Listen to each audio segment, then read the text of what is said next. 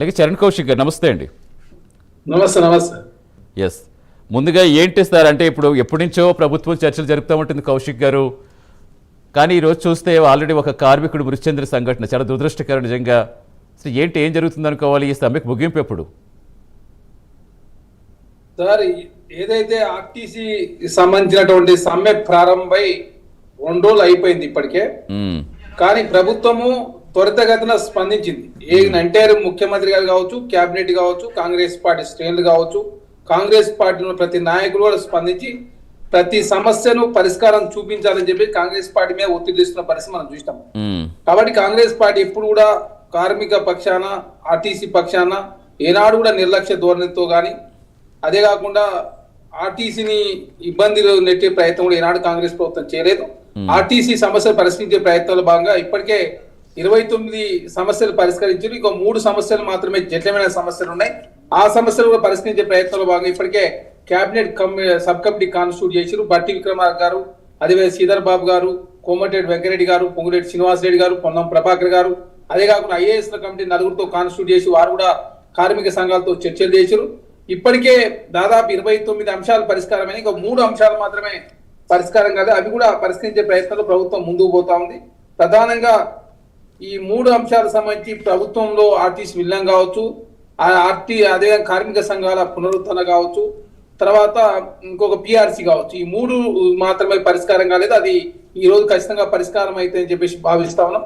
ఎవరు కూడా కార్మికులు అధైర్యపడాల్సిన అవసరం లేదు. కాంగ్రెస్ పార్టీ ఆనాడు ప్రతిపక్షంలో కూడా మేము కాంగ్రెస్ పార్టీ అదేవిధంగా ఆర్టీసీ కార్మికులు అండగా ఉన్నాం. కాంగ్రెస్ ప్రభుత్వం అధికారంలోకి వచ్చిన తర్వాత చాలా సమస్యలు పరిష్కరించారు. ఒకటి కాదు, ఇందులో రాష్ట్ర ప్రభుత్వం వాటా 67%, కేంద్ర ప్రభుత్వం వాటా 33% ఉంది. 65 లక్షల మంది ప్రతిరోజు ప్రయాణం చేస్తున్నారు. ఇందులో 45 లక్షల మంది మహిళలు ప్రయాణం చేస్తా ఉన్నారు. 32 అంశాల్లో 29 అంశాలు ఆల్రెడీ పరిష్కారమైనాయి. అదే కాకుండా మహాలక్ష్మి పథకాన్ని 45 గంటల్లో ఇంప్లిమెంట్ చేస్తూ దాదాపు 7,800 కోట్ల రూపాయలు రాష్ట్ర ప్రభుత్వం ఆర్టీసీకి రియంబర్స్మెంట్ చేసింది. అదే కాకుండా గతంలో ఉన్నటువంటి పిఎఫ్ బకాయిలు కూడా రాష్ట్ర ప్రభుత్వం 740 కోట్ల రూపాయలు చెల్లించింది. సిసిఎస్ కింద 227 కోట్ల రూపాయలు. అదే కాకుండా 4,538 ఉద్యోగాలు కూడా అదే నింపే ప్రయత్నాలు భాగంగా ఆర్థిక శాఖ ఆల్రెడీ క్లియరెన్స్ లభించింది. అదే కాకుండా తెలంగాణ అవుట్ సోర్సింగ్ ఉద్యోగాలు కూడా దాదాపు 1,708 మంది డ్రైవర్లు, అదే కాకుండా 1,115 మంది కండక్టర్లు పనిచేస్తారు తీసుకోవడానికి కొత్తగా 2,008 కొత్త బస్సులు కూడా రాష్ట్ర ప్రభుత్వం కొనుగోలు చేసింది. 2020 నుండి పెండింగ్ లో ఉన్నటువంటి ఆర్పిఎస్ 280 కోట్ల రూపాయలు రాష్ట్ర ప్రభుత్వం రిలీజ్ చేసింది. 2017 పే స్కిల్ ప్రభుత్వం 2.1% ట్రీట్మెంట్ కూడా అమలు చేయడం జరిగింది. అదే కాకుండా డిఐ పూర్తి స్థాయిలో రాష్ట్ర ప్రభుత్వం చెల్లించింది. పే స్కేల్ అంశం ప్రభుత్వం పరిశీలిస్తా ఉంది. అదే కాకుండా ఉద్యోగుల సంక్షేమం కోసం, ఆరోగ్య భద్రత కోసం 1 కోటి రూపాయల ఏదైతే ప్రమాద బీమా కూడా రాష్ట్ర ప్రభుత్వం ఏర్పాటు చేసింది. 17,29,00,000తోటి RTC Tarnaka hospital super special hospital గా మార్చుకొని ప్రతి నెల 7 కోట్ల రూపాయలు రాష్ట్ర ప్రభుత్వం రియంబర్స్మెంట్ చేస్తా ఉంది. ప్రజాపాలనలో 491 అర్జీలు వచ్చినాయి ఉద్యోగాలు కోల్పోయిన వాళ్ళు. అందులో 275 ఉద్యోగాలు కూడా రాష్ట్ర ప్రభుత్వం కల్పించింది. కాకపోతే కొన్ని జటిలమైనటువంటి సమస్యలు ఉన్నాయి కాబట్టి అవన్నీ పరిష్కరించే ప్రయత్నంలో ప్రభుత్వం కొంత ఇబ్బందికర వాతావరణం, రాష్ట్ర ఆర్థిక పరిస్థితి సహకరిస్తలేదు కాబట్టి కొంత సంయమనంతో ఉండమని చెప్తే కొంతమంది అదేవిధంగా అంటే వాళ్ళు చెప్పేది ఇవన్నీ కాదు కౌశిక్ గారు, వాళ్ళు చెప్పేది ఎన్నికల సంబంధించిన హామీలే. ఆర్టీసీని విలీనం చేస్తామని చెప్పారు, వేతనాలు పెంచుతామని చెప్పారు. ఆల్మోస్ట్ 2 years అయిపోతుంది, ఇప్పటి వరకు ఎటువంటి అప్డేట్ లేదు. కాబట్టి ఎప్పటి నుంచో మేము సమ్మెకు దిగుతాం, మీరు కనుక అమలు చేయకపోతే అని వాళ్ళు అల్టిమేటివ్ ఇస్తూనే వచ్చారు. అయినప్పటికీ కూడా అంటే ఈ స్థితి దాకా ఎందుకు వచ్చినట్టు అనుకోవాలి. ఇప్పుడు మంత్రులు కమిటీ వేస్తామని చెప్తున్నారు, మంత్రులు డెసిషన్ తీసుకుంటారు, కమిటీ నివేదిక వచ్చిన తర్వాత మేము డెసిషన్ తీసుకుంటామని చెప్తున్నారు. ప్రధాన డిమాండ్లు 3 అని మీరు చెప్తున్నారు. ఆ 3 డిమాండ్లు ప్రధానం కాబట్టి వెంటనే అవి నెరవేర్చాలి, నెరవేర్చే వరకు మేము సమ్మె విరమించేది లేదని కార్మికులు చెప్తున్నారు.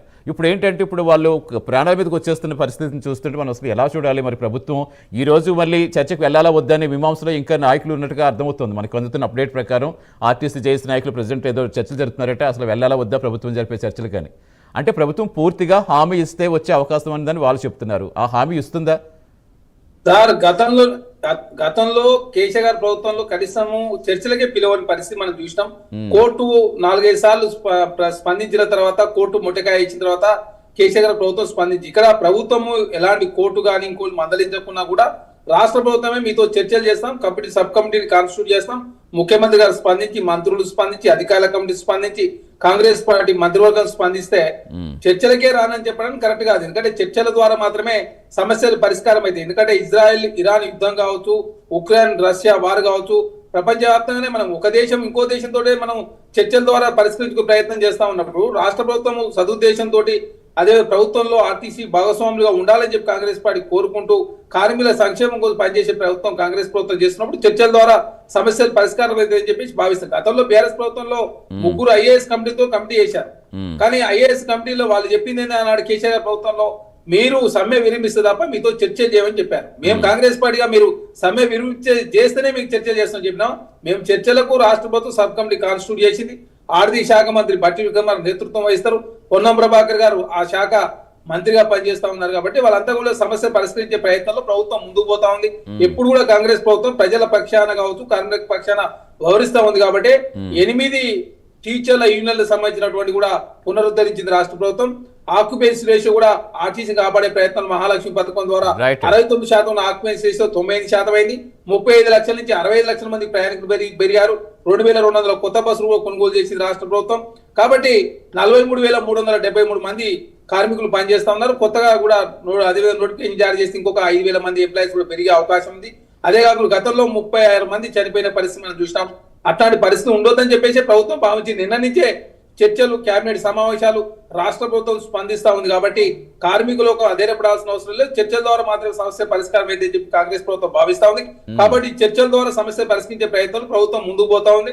3 జటిలమైన సమస్యలు ఉన్నాయి కదా, ఆ జటిలమైన సమస్యలు కూడా పరిష్కరించే ప్రయత్నం జరుగుతా ఉంది. అదే కాదు మీరు చూస్తా ఉన్నారు, ఇప్పుడు ఏదైతే కేసీఆర్ గారి ప్రభుత్వం 6,000 కోట్ల రూపాయలు కావచ్చు, అదే కాంగ్రెస్ ప్రభుత్వం వచ్చిన తర్వాత కూడా కొన్ని బకాయిలు పెండింగ్ ఉన్నాయి. కాబట్టి అవి కూడా 100 రోజులలో అదే విధంగా తీర్చాలని చెప్పి ప్రభుత్వం భావిస్తా ఉంది. కాబట్టి కార్మికుల లోకాన్ని కాపాడే ప్రయత్నంలో కాంగ్రెస్ ప్రభుత్వం ఏ అవకాశాన్ని కూడా వృధా చేసుకోదు. కార్మికులకు నష్టమే పనులు ఎక్కడ కూడా కాంగ్రెస్ ప్రభుత్వం చేయనదే చాలా స్పష్టం.